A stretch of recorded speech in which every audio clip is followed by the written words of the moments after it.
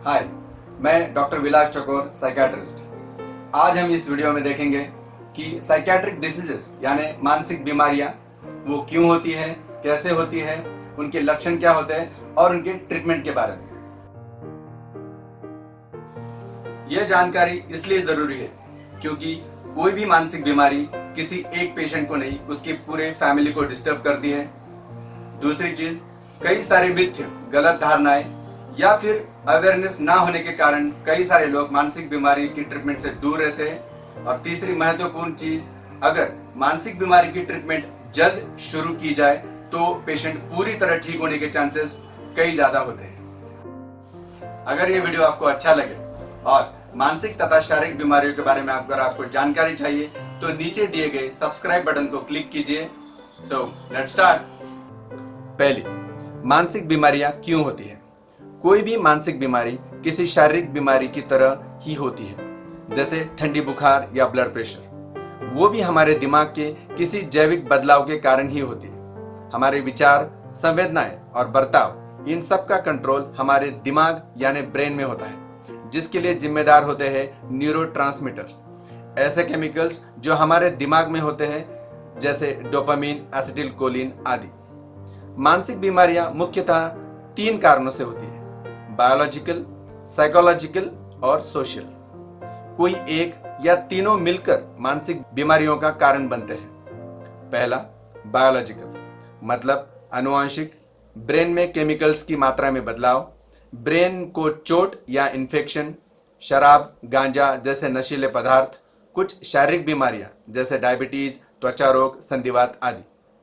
दूसरा, साइकोलॉजिकल, व्यक्ति का स्वभाव, तनाव, बचपन से लेकर अब तक के बुरे अनुभव जैसे माता पिता में से किसी एक की मौत होना, शारीरिक या लैंगिक शोषण, घर में तनावपूर्ण माहौल, कुछ घटनाएं जैसे शादी, तलाक, बच्चों का जन्म, किसी बड़ी बीमारी का पता चलना, जॉब छूट जाना आदि। और तीसरा, सोशल, जैसे गरीबी, बेरोजगारी, विपरीत सामाजिक माहौल आदि। याद रखिएगा, किसी ने बाहर का कुछ किया धरा है, भूत प्रेत, काला जादू, ये सब गलत धारणाएं हैं। मानसिक बीमारियों के लक्षण यानी सिम्टम्स ऑफ मेंटल डिसीजेस क्या होते हैं। मानसिक बीमारियां ठीक न होने के मुख्यतः 3 कारण होते हैं। पहला, स्टिग्मा, कलंक, कोई क्या कहेगा ये सोचकर डॉक्टर के पास न जाना।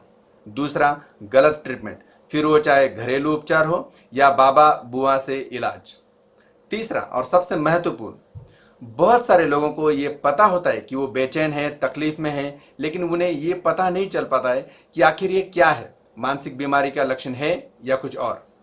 कुछ तकलीफें जैसे कि गलत और नकारात्मक विचार आना, नाराज रहना, घबराहट, बेचैनी होना, बेवजह गुस्सा, चिड़चिड़ापन, नींद बिगड़ जाना, बेवजह शक करना, जरूरत से ज्यादा शांत हो जाना, दारू जैसे नशीले पदार्थों के अधीन होना, एक ही चीज बार बार दोहराना या फिर जरूरत से ज्यादा भूल जाना, ये और कई सारी ऐसी तकलीफें मानसिक बीमारियों के लक्षण हो सकते हैं।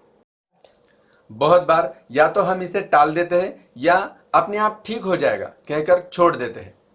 इस सीरीज में हम सभी प्रमुख मानसिक बीमारियों के लक्षणों के बारे में जानकारी लेंगे। मानसिक बीमारियों की ट्रीटमेंट कैसे करें।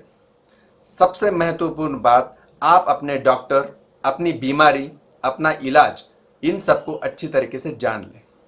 ज़्यादातर पेशेंट पहली बार अपने फैमिली डॉक्टर से मिलते हैं और फैमिली डॉक्टर उनको साइकियाट्रिस्ट यानी मानसोपचार तज्ञ के पास इलाज के लिए भेजते हैं। मानसिक बीमारियों का इलाज साइकियाट्रिस्ट करते हैं, जिन्होंने अपने MBBS के बाद इस विषय में पोस्ट ग्रेजुएशन किया होता है। आयुर्वेद और होम्योपैथी में भी साइकियाट्री स्पेशलाइजेशन होता है। लेकिन जहाँ तक मानसिक बीमारियों का सवाल है, एक बात जान लीजिए, एलोपैथी से एलोपैथी, आयुर्वेदा से आयुर्वेदिक और होम्योपैथी से होम्योपैथिक ही दवा ले, ना कि दूसरी। ट्रीटमेंट के ऑप्शंस क्या क्या होते हैं, वो कब तक चलेगी, ट्रीटमेंट के बारे में जो भी गलत बातें आप इधर उधर से सुनी है वो सही है या गलत, ये सब बातें आप अपने डॉक्टर से समझ लीजिए। सबसे महत्वपूर्ण आखिरी बात कि मानसिक बीमारियों की ट्रीटमेंट कब तक चलेगी। जैसे शारीरिक बीमारियों में ट्रीटमेंट का एक कोर्स होता है। ठंडी बुखार के लिए 5 से 7 दिन, टाइफाइड के लिए 15 दिन, बीपी, डायबिटीज जैसे बीमारियों के लिए कभी कभार 1 आध गोली उम्र भर के लिए ली जा सकती है। वैसे ही मानसिक बीमारियों के बारे में है। मानसिक बीमारी कौन सी है, सौम्य या गंभीर स्वरूप की है, पहली बार है, दूसरी बार है या कई सालों से है, उस हिसाब से ट्रीटमेंट का ड्यूरेशन होता है। इसके अलावा मानसिक बीमारियों के बारे में अगर आपके कुछ भी सवाल होंगे तो नीचे कमेंट बॉक्स में लिख दीजिएगा या फिर अपने नज़दीकी साइकियाट्रिस्ट से कंसल्ट कीजिए। Thank you.